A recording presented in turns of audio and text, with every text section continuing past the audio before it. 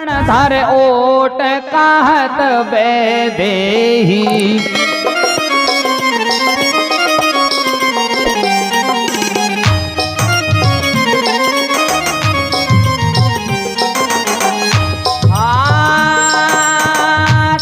धर ओट कहत बेदेही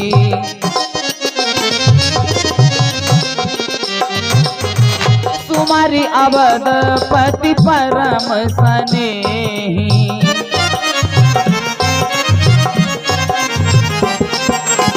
सुमर अवध पति परम स्नेही सुमर अवध पति परम स्नेही तृणधर ओट कहे तो बेदेही तृणधर ओट कहे तो बेदेही सुमर अवध पति परम स्नेही सुमर अवध पति परम स्नेही सुमरि अवध पति परम स्नेही सुमर अवध पति परम स्नेही सुमर अवध पति परम स्नेही।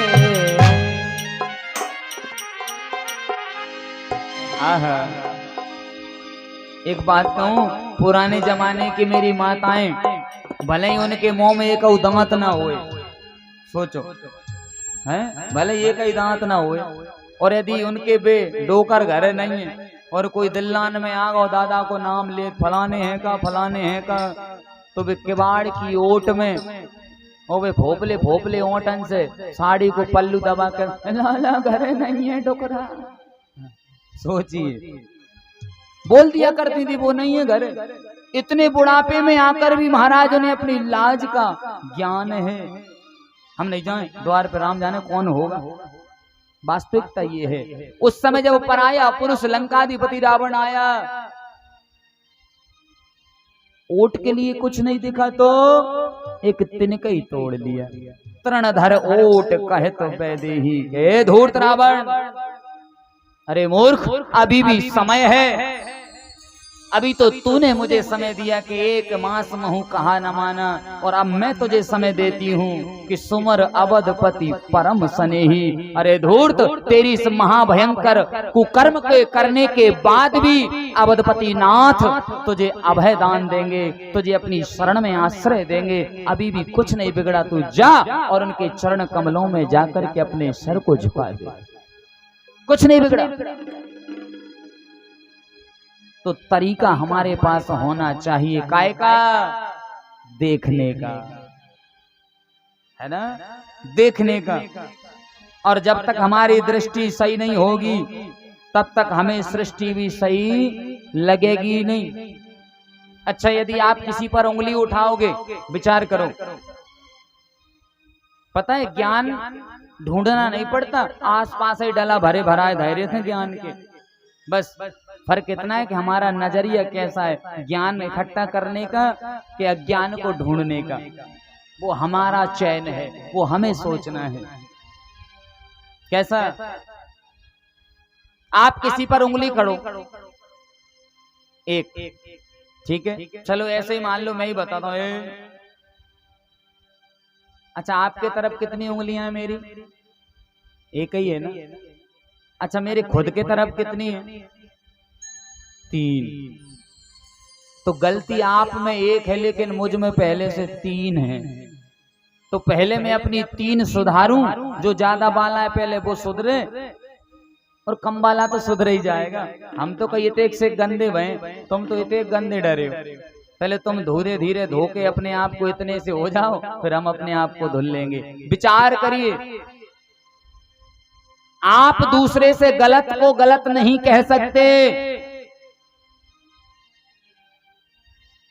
क्यों? क्या पता उसकी कोई मजबूरी रही होगी। कोई चोरी करने आता है, जब आकर के और जब अपने पैसा, धन, माल, ज्वेलरी जो उसके हाथ पड़ा वो ले गया। कोई जरूरी तो नहीं साहब उसका ये पेशा हो, काम ही करता हो। क्या पता किसी कारण बस उसने मांग कर देखा, रिश्तेदारों से, भाइयों से, कुटुंब कबीले से कहीं व्यवस्था नहीं हुई, पैसा अर्जेंट चाहिए, भगवान से मंदिर में जाकर क्षमा मांगी, प्रभु चोरी के अलावा मेरे पास कोई रास्ता है ही नहीं। तो क्या वो गलत है? और मैं नहीं कहता, शास्त्र इस बात को प्रमाणित करता है, आपत्ति काले मर्यादा नास्ति। आपत के समय में संपूर्ण मर्यादाएं नष्ट हो जाती हैं। होगो धर्म, होगो कर्म, होगी गंदी बात, होगी बुरी बात, लेकिन आज तो भैया जरूरत है इस समय पर, चाहे आदमी मारने से मिले, काटने से मिले, चोरी करने से मिले, धन चाहिए, धन की अति आवश्यकता है। तब विचार करें, आप यदि बुरे हो तो आपको हर दूसरा आदमी बुरा लगेगा और आपको अच्छा वही लगेगा। यदि हम बुरे तो हमसे दोस्ती भी बुरा ही आदमी करेगा। समझ लो कि तुम बुरे तो जे भी बुरे, तो दोनों एक जैसे मिल बैठे। झूठन में झूठा मिले, अजी झूठन में झूठा मिले तो हाजी हाजी होए, और झूठन में साचो मिले सो तुरंत लड़ाई होए। जी हाँ, झूठन में एक यदि साचो आएगा समझ लो कि महाभारत स्टार्ट। 3-4 झूठा बैठे थे संग एक दिल्लानसी में, पानी बरस रहा था। तो पानी बरसते बरसते काफी देर हो गई, कछु ना मिली, सो ऐसी चर्चा निकल पड़ी। वाह, बोले देख रहे हो दिन भर बरसों, अब रात हुई जाते हैं और चांदनी का समय है, उतर तो पखवारो है। बोले जुनैया जल्दी फटक जाते 7-8 के बाद, पूर्णिमा के समय में, सप्तमी अष्टमी की रात्रि का समय सांझ पड़ेगा तो जल्दी से महाराज चांदनी छिटक जाती आकाश में। तो 3 झूठा बैठे थे पहले से बदलान।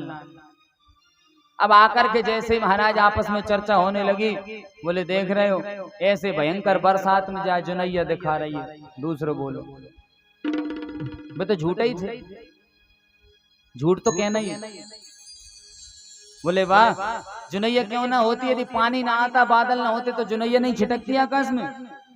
तीसरा बोला बात तो सही है। फिर एक बात बता भैया,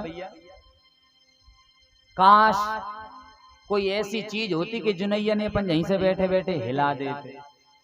अब आकाश कहाँ है, जुनैया कहाँ है, तारे छोटे छोटे और पृथ्वी कहाँ है, इतना ऊंचो कछु है। जब तक उनमें से तीसरे नंबर को फिर बोलो। भैया सुनो, जब मैं छोटा था तो मैंने सुनी थी कि हमारे दादाजी के पास इतना लंबा बांस था कि वे द्वारे में खड़े हो जाएं तो तरंगे हिला देते, इतना लंबा बांस। वो तीसरे नंबर का बोला। दूसरा बोला मैं मान ही नहीं सकता, हो ही नहीं सकता ऐसा। तीसरा फिर कहने लगा वाह कैसे नहीं मान सकते, जब मैंने बचपन से सुनता आया हूं आज तक इतना बड़ा हो गया। तो हमारे घर वाले झूठा हैं जो वो कहते हैं कि अपने घर इतना बड़ा बांस, इतना बड़ा बांस, इतना बड़ा बांस, तारा हिल जाए, तारा हिल जाए। दूसरा बोला वाह चल खैर मान लिया होगा इतना बड़ा बांस, ठीक है, लेकिन एक बात अब मेरी सुन कि जब मैं छोटा था तो हमारी दादी कहा करती थी कि तुम्हारे दादा के घर के पीछे एक इतनी लंबी दिलान थी, इतनी लंबी दिलान, दिलान तो सब जाने ना बैठने का अग्गा, इतनी लंबी दिलान थी कि पूरी दुनिया के लोग यदि एक साथ आकर भी बैठ जाए ना वो दिलान में तो सबकी दोहरी पंगत लग जाए, इतनी लंबी दिलान। अब सोचो दुनिया में 10-50 आदमी तो रहते नहीं, दुनिया बहुत बड़ी है। तीसरा बोला गजब, इनके दादा के इतना लंबो बांस, इनकी दादी के घर इतनी बड़ी दिलान। तो महाराज तीसरा आखिरकार अपने आपे को रोक नहीं पाया, वो बोल ही पड़ा वाह तुम दोनों महा झूठे। बोले वैसे कैसे झूठे, बचपन से सुनते आ रहे हैं इस बात को हम।